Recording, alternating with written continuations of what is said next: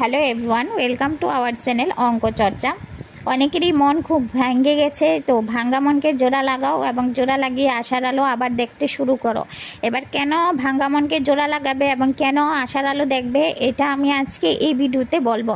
আমি তোমাদের পূর্ণিমা ম্যাম, যারা এখনও আমাদের চ্যানেলকে সাবস্ক্রাইব করোনি একবার সাবস্ক্রাইব করে দাও। তোমরা জানো যে SLSTর যে পরীক্ষা 2025-এ হতে চলছে, তা নিয়ে কিন্তু অনেক জল্পনা কল্পনার মধ্যে দিয়ে যাচ্ছে।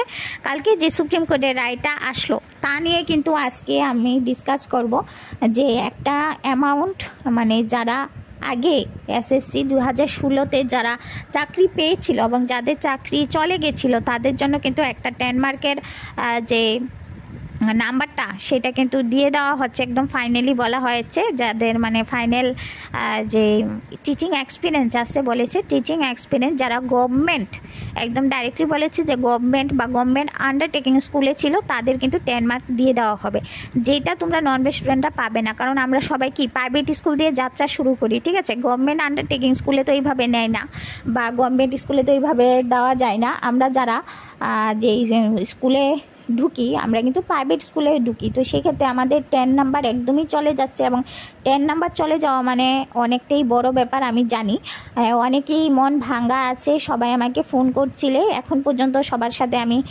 যোগাযোগ করছিলাম, যে অনেকেরই খুব বলছে যে মন ভাঙ্গা। দেখো, ভাঙ্গা মনকে জোড়া লাগাতে শিখো। আমি তোমাদের ম্যাম, আমার অনেক মন ভেঙেছে এবং ভাঙ্গা মনকে আমি অনেক জোড়া লাগিয়েছি অনেকবার। আমার যদি মনটা তোমাদের দেখাতে পারতাম তাহলে বোঝাতে পারতাম যে আমার মনে কতটা ব্যান্টিস লাগানো আছে। হ্যাঁ, দেখো, মন একটা কাচের মতো, সেটা ভাঙলে তুমি যতই জোড়া লাগাও না কেন দাগ কিন্তু থেকে যায়। তো আমার যদি মনটা দেখাতে পারতাম তাহলে তোমরা বুঝতে পারতে যে আমার মনটা কতবার ভেঙেছে। শুধু পড়াশোনার ক্ষেত্রে না, অনেক কিছুতে মন ভেঙেছে এবং সেই ক্ষেত্রে জোড়া লাগিয়েছি, এবং আজকে আমি এই প্ল্যাটফর্মে আছি এবং ভবিষ্যতে আশা করি আরও বড় কিছু করতে পারবো, ঠিক আছে, যদি ভগবানের আশীর্বাদ থাকে। তো সেটা তোমাদের বলবো যে ভাঙ্গা মনকে জোড়া লাগাও, ডাবল টেপ দিয়ে লাগাও যাতে সহজে না খুলে, ডাবল টেপ দিয়ে লাগাও যাতে সহজে না খুলে, এবং এই ডাবল টেপটা যাতে তোমার দাগটা যাতে একদম মোটা হয়ে পড়ে তোমার মনের মধ্যে, যাতে তুমি এটা দেখো, ব্যথার ঘাওটা যত বেশি থাকবে না তত বেশি ব্যথাটা মনে থাকবে, যত ব্যথাটা মনে থাকবে এত তুমি জীবনে এগোতে পারবে। তো যে কাল পর্যন্ত ফর্ম ফিল আপের লাস্ট ডে ছিল এবং টোটাল কিন্তু 5,90,000 কিন্তু যে স্টুডেন্ট ফর্ম ফিল আপ করেছে, ঠিক আছে? আমাদের কাছে একদম ডিটেলস খবর আছে যে 5,90,000 কিন্তু স্টুডেন্ট ফর্ম ফিল আপ করেছে, এবং যার মধ্যে নবম দশম স্তরে 3,29,650 জন কিন্তু ফিল আপ করেছে, আর একাদশ স্তরে কিন্তু 2,56,000 ফর্ম ফিল আপ হয়েছে, ঠিক আছে? এবার আসল কথা আমরা জানবো, কেন আমি বললাম আশার আলোটা দেখার জন্য এই ঘটনাটা এবার বলবো। দেখো, 2016 সালে SSCর যে প্যানেল পাস করেছিল, যাদের চাকরি গেছিলো তারা হলো 16,529 জন, ঠিক আছে?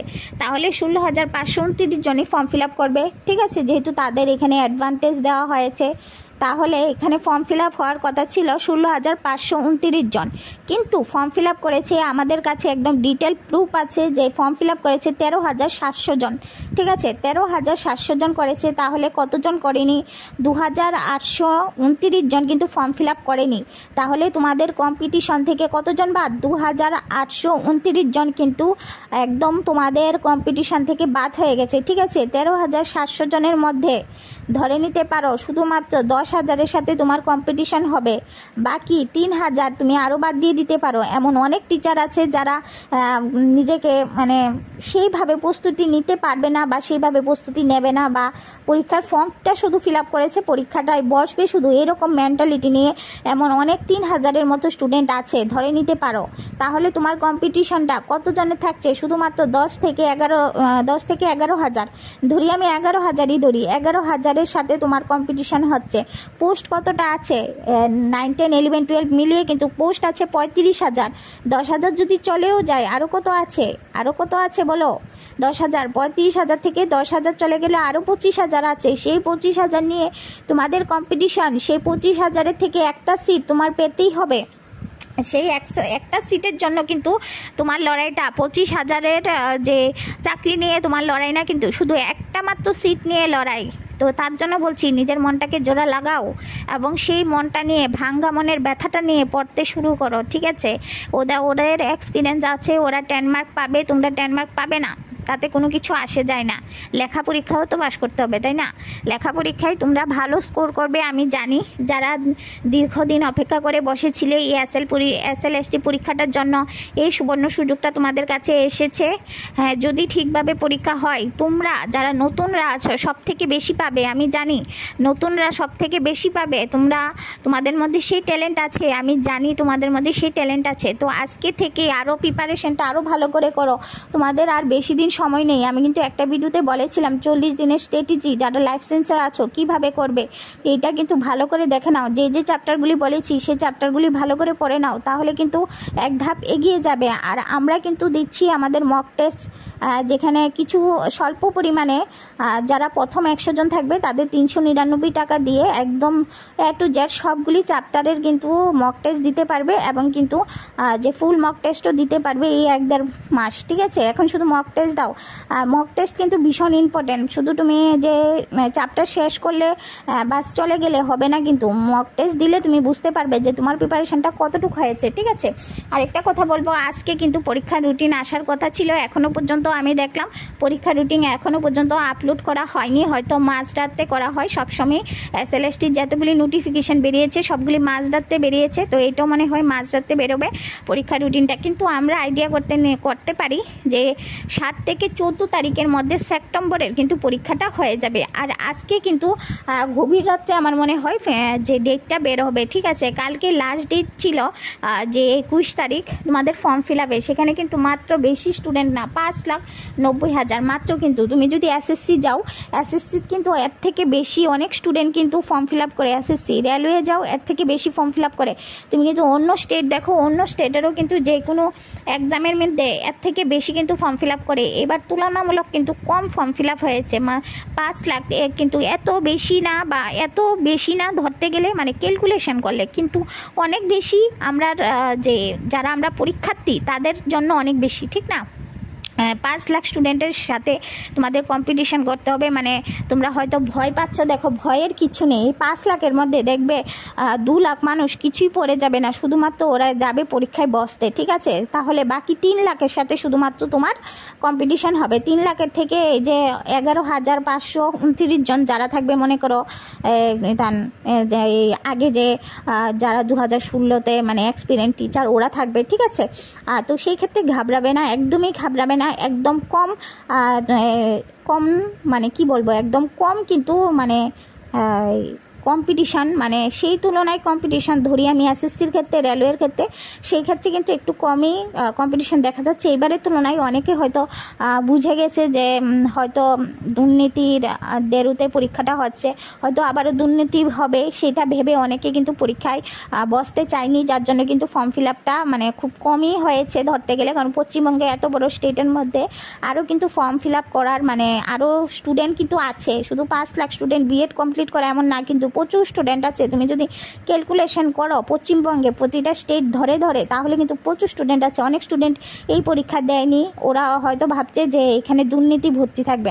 আরেকটা কথা তোমাদের আমি বলে রাখি, যে যারা 10 মার্ক একদম ফ্রিতে পেয়ে যাবে, তোমার এলাকায়ও মনে করো এমন টিচার আছে যারা 2016-এর প্যানেলে বাদ পড়েছে, তারা যদি হয় ঠিক আছে, কিন্তু এর বাইরে তুমি দেখবে যারা তোমাদের মতো নতুন, তারা যাতে কোনোভাবেই এই মানে 10 মার্কটা না পায়, সেটা লক্ষ্য করা কিন্তু তোমাদের কর্তব্য। তোমরা একটু নজর রাখবে যাতে যাদের জন্য বলেছে তারাই যাতে পায়, অন্যরা যাতে না পায়, সেই দিকে একটু লক্ষ্য রাখবে। বলা যায় না কি হতে পারে। কিন্তু সুপ্রিম কোর্ট কিন্তু একদম রায় দিয়ে দিয়েছে, যদি দুর্নীতি আবার ধরা পড়ে তাহলে কিন্তু পুরা বাদ হয়ে যাবে। একদম কিন্তু বলেছে যে সুষ্ঠুভাবে এবং মানে ভালোভাবে পরীক্ষাটা নেওয়ার জন্য, এবং ভালোভাবে যাতে চাকরির অফারগুলি দেওয়া হয়, এটা কিন্তু সুপ্রিম কোর্ট বারবার বলে দিয়েছে। দুর্নীতি যাতে কিছু না হয়। তবে অনেক স্টুডেন্ট ভয় পাচ্ছে, এখানে ভয় পাওয়ার কিছু নেই। দেখো কম্পিটিশন সেই কোনো বেশি হচ্ছে না, 5 লাখেতে 2 লাখ বাদই যাবে, 3 লাখের সাথে মাত্র কম্পিটিশন। তুমি SSCতে নামো, তুমি রেলওয়েতে নামো, অনেক প্রচুর স্টুডেন্টের সাথে তোমার লড়াই করতে হবে। এইখানে তো অনেক কমই হচ্ছে। তারপর তুমি UPSCর জন্য যাও, তারপর যে তোমাদের আমাদের ওয়েস্ট বেঙ্গলের যে সিভিল সার্ভিস সেখানে যাও, তাহলে প্রচুর স্টুডেন্টের সাথে কিন্তু লড়াই করতে হয়। সেই তুলনায় আমি বলবো মোটামুটি কমই তোমাদের লড়াই হবে। শুধুমাত্র নিজের মনটাকে সামলাও। দেখো কান্নাকাটি করে কিছু লাভ হবে না। অনেক স্টুডেন্ট আমাকে ফোন করছিলে যে ম্যাম অনেক কষ্ট হচ্ছে। দেখো কষ্টের সীমা নেই, ঠিক আছে? তোমার যতটা কষ্ট হচ্ছে অন্য আরেকজনের, সবার ঘরে কষ্ট জিনিসটা থাকেই সবার জীবনে। দুঃখ কষ্ট নিয়েই আমাদের জীবনে, এখানে কিছু করার নেই। তো আমি এতটুকুই বলবো, ভালো করে প্রিপারেশান নাও।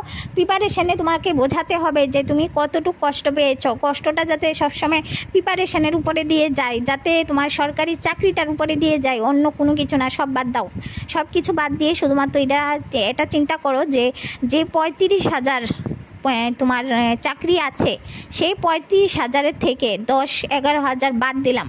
বাকিগুলির মধ্যে একটা সিট তোমার লাগবে, তোমার পেতে হবে। সেটা তুমি মনে রেখে এগিয়ে যাও জীবনে। আর মক টেস্টগুলি ভালো করে যাও। আর আমি কিছু টেকনিক দেবো, যে মনে করো আন্দাজ করে কিভাবে লাইফ সায়েন্সে তুমি মনে করো 10 নম্বরের মতো পেয়ে যেতে পারবে, এরকম আমি কিছু ভিডিও দেবো। আজকে দেওয়ার কথা ছিল, আমি একটু ব্যস্ত ছিলাম বলে আজকে দিতে পারিনি। আমি কিন্তু নেক্সট দিন এটা দিয়ে থাকবো, যে কীভাবে আন্দাজে ঢিল মেরে তুমি লাইফ সায়েন্সের ক্ষেত্রে সব থেকে বেশি নাম্বার তুলতে পারবে, 10 নাম্বার। আমি অন্য সাবজেক্টের ক্ষেত্রেও, মানে সব সাবজেক্টের ক্ষেত্রেই বলে দেবো যে কীভাবে আন্দাজে কিছু নাম্বার তুলবে। কিন্তু মেনলি আমি যেহেতু লাইফ সায়েন্সের টিচার, মেনলি আমি লাইফ সায়েন্সের ক্ষেত্রেই বলবো যে কীভাবে আন্দাজে ঢিল ছুঁড়ে তুমি 10 নাম্বারের মতো পেয়ে যেতে পারো, ঠিক আছে? তো চলো ভাই, আজকে এখানেই রাখছি। Good night. যারা এখনও আমাদের চ্যানেলকে সাবস্ক্রাইব করনি, একটা সাবস্ক্রাইব করে দিও। আর আমার ক্লাসগুলি যদি তোমাদের জন্য হেল্পফুল হয় তাহলে একটা লাইক অবশ্যই করে দিও। চলো ভাই।